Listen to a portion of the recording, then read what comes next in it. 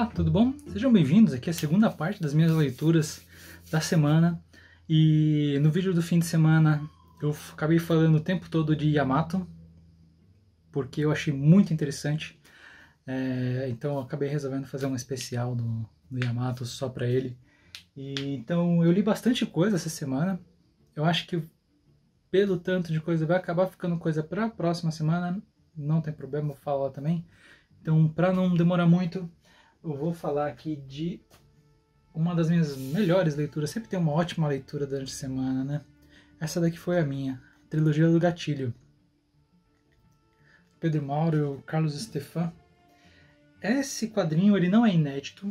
Ele foi um zine que eles publicaram na CCXPs 3 anos seguidos. Então aqui são 3 histórias. É o Gatilho, Legado e Redenção. E tem aqui uma última, que é a última carta. Gatilho, Legado e Redenção são quadrinhos independentes que esgotaram imediatamente na CCXP. Eu não consegui comprar, porque eu via fim de semana e vendia tudo num ou 2 dias e não tinha mais para mim. Então, depois quando eu ia procurar no Mercado Livre ou qualquer coisa assim, eu encontrava preços muito altos.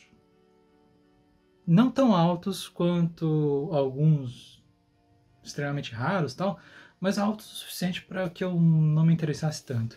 E eu tinha realmente a esperança de que um dia isso ia ser republicado, ou numa CCXP da vida, pelos próprios autores, ou em qualquer lugar. E essa edição aqui veio do Pipoca Nankin, tá muito bem feita, é o mesmo acabamento, a lombada arredondadinha, mesmo acabamento de medalha roseira, medalha engenho, e ficou muito bacana um do lado do outro. A edição é linda e diferente da original, ela é colorida.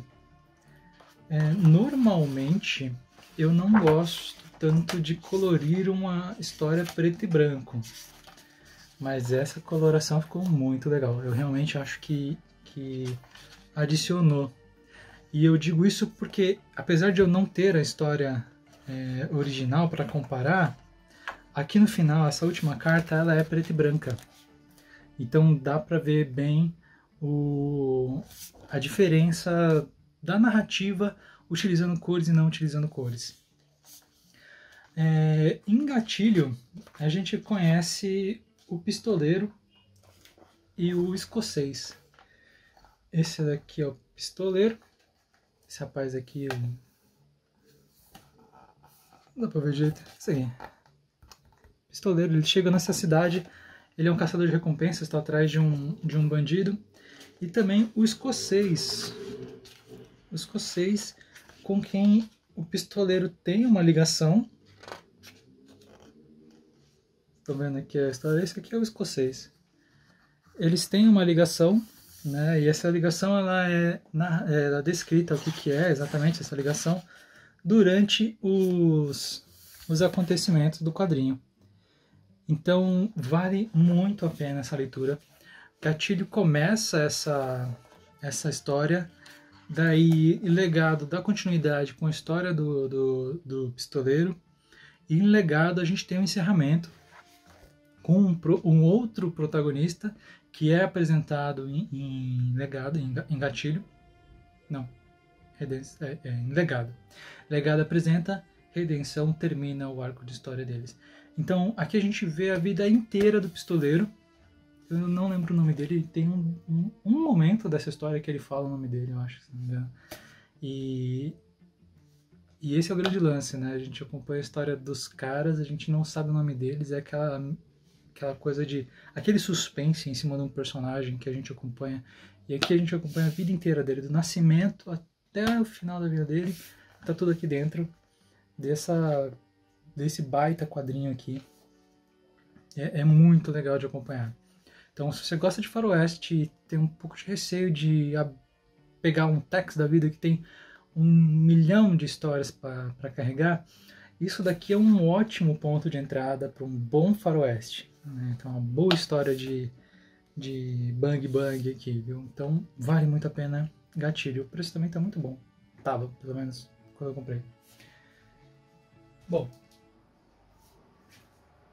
saindo de um quadrinho muito bom para um que me decepcionou muito essa semana, eu li esse daqui, ó, Sword Art Online, Girls Operations. Eu comecei essa leitura achando que ia ser uma leitura bem bacana, uma coisa bem focada assim, para leitoras mulheres pequenas, porque ele é bem divertidinho, uma coisa bem bacaninha com essas personagens aqui que são secundárias do principal, né, da história principal, do Sword Art Online. Porém, esse quadrinho escorregou muito feio. Para mim foi um volume ridículo, assim. Não estragou toda a minha experiência com essa série, porque o final desse volume aqui já deu uma abertura para um novo arco de histórias. E o primeiro arco de histórias eu achei muito divertidinho. Ele realmente narrava histórias que pareciam de mulher para leitoras novas, assim, umas aventuras bem leves, bem bacaninhas, com um time bem característico. Aqui a gente tá o volume inteiro vendo as meninas de biquíni chamando atenção na praia.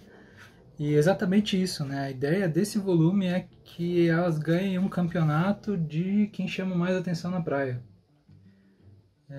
Eu achei isso bem zoado, bem ridículo. E para piorar a história, ainda teve o lance do clássico monstro dos tentáculos. E, putz,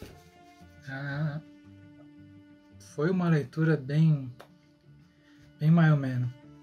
Bom, finalzinho voltamos ao normal, voltamos ao que era o primeiro volume, né? As meninas jogando e se divertindo com isso.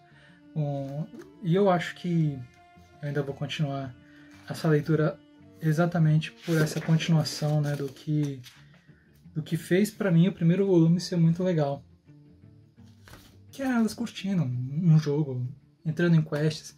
Não tem nada de pessoas vão morrer ou a humanidade precisa ser salva, nem nada. É só se divertindo, fazendo piada uma da outra e contando histórias. Que é o que eu queria ver. Queria uma leitura para relaxar e curtir, assim. E eu acabei aqui nesse volume 2 encontrando uma forçação de barra para um erotismo que não cabia.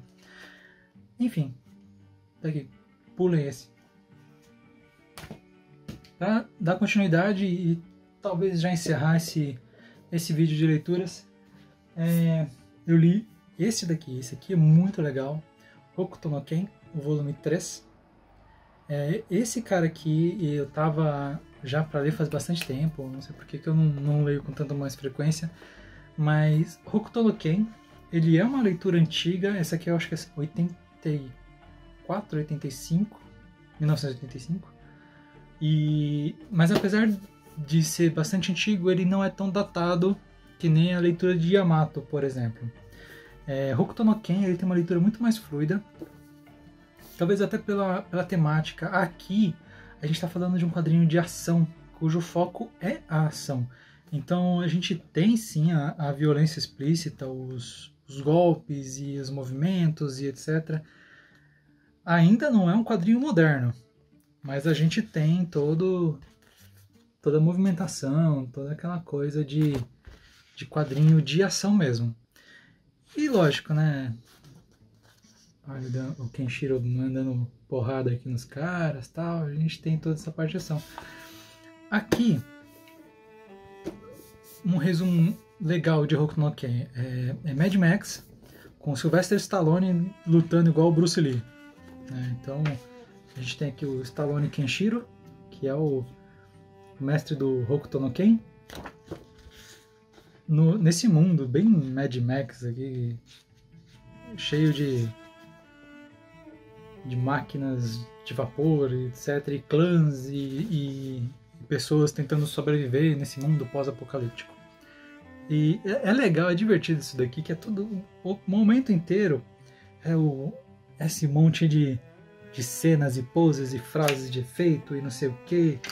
E o legal é que as frases de efeito, muitas vezes, né, 90% das frases de efeito que se conclui, tipo, você vai morrer em 5 segundos e o cara explode. E o cara fala, aqui nós vamos invadir e destruir tudo, inclusive vocês, e puta, acontece um drama gigante e as coisas realmente acontecem. Então é bem divertido, é um dramalhão que não fica só no dramalhão, eles mandam ver mesmo.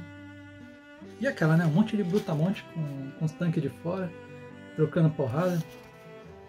É divertidaço, assim, é bem sessão da tarde, no melhor da sessão da tarde. Aqui tem essa cenazinha da moça indefesa e tal, mas eu achei interessante que nem todas as moças aqui são indefesas. Inclusive uma personagem das principais aqui, ela é extremamente forte. Sai matando um monte de gente também. Então não fica parado naquele clichê do cara que vai salvar todo mundo e a mocinha que precisa ser resgatada, né? Então isso eu achei que valeu bastante a pena. Tem bastante drama, bastante ação, não tem tanto lenga-lenga. O lenga-lenga que tem muitas vezes se concluem. Então o Hokuto no Ken é uma baita de uma leitura divertida. Bom, para encerrar esse vídeo, tem dois...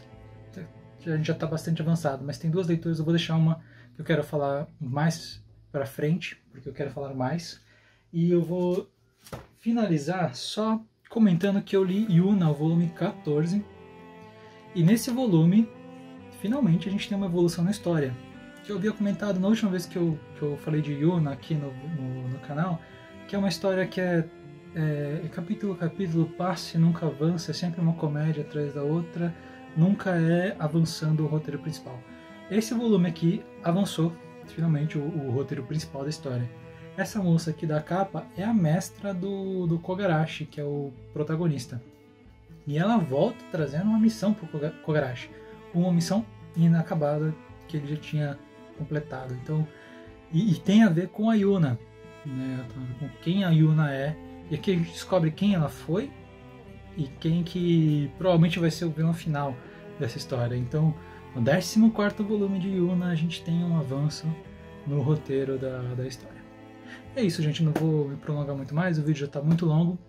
E é isso aí, fim de semana tem mais e eu vou falar de uma das leituras dessa semana no vídeo da semana que vem. Até mais, gente. Tchau, tchau.